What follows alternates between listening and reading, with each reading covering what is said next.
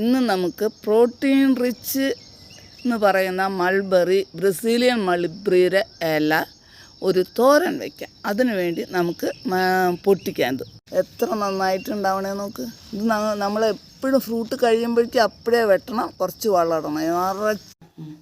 ആദ്യം coconut oil ഒഴിക്കണം. പോരെ.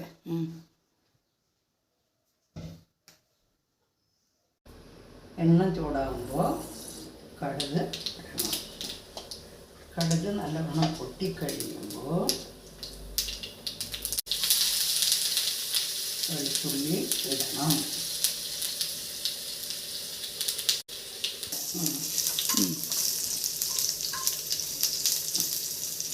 ഇനി സവോള അരിഞ്ഞ് വെച്ചത് ഇനി കറിവേപ്പില ഇടുക. മഞ്ഞൾപ്പൊടി,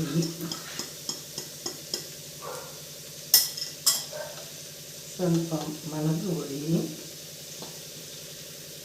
എല്ലാം ഇട്ട് ചരക്കിയതും കൂടി ഇട്ട് കുറച്ച് നേരം ഒന്ന് അതിനെ വഴറ്റണം.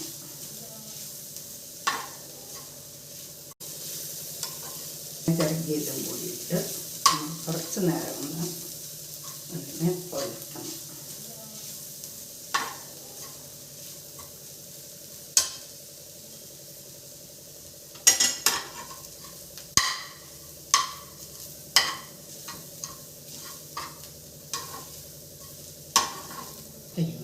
ഉപ്പ് പുറത്തേക്ക് പോയി. സ്വല്പം ഉപ്പിടുക.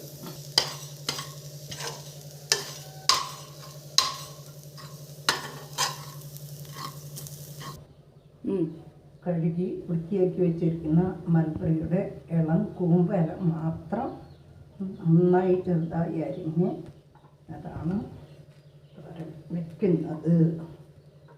അത് നല്ലപോലെ കാൽസ്യം അടങ്ങിയ ഒരു ഭക്ഷണ പദാർത്ഥമാണ്. കൂടുതലും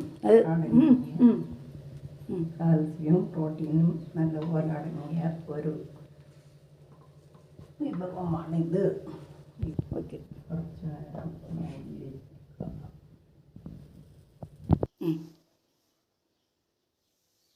ഇതിപ്പോൾ നന്നായി വെന്ത് കഴിഞ്ഞു.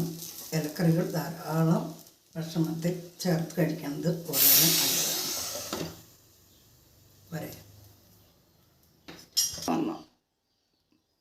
നല്ല രുചിയാണ്.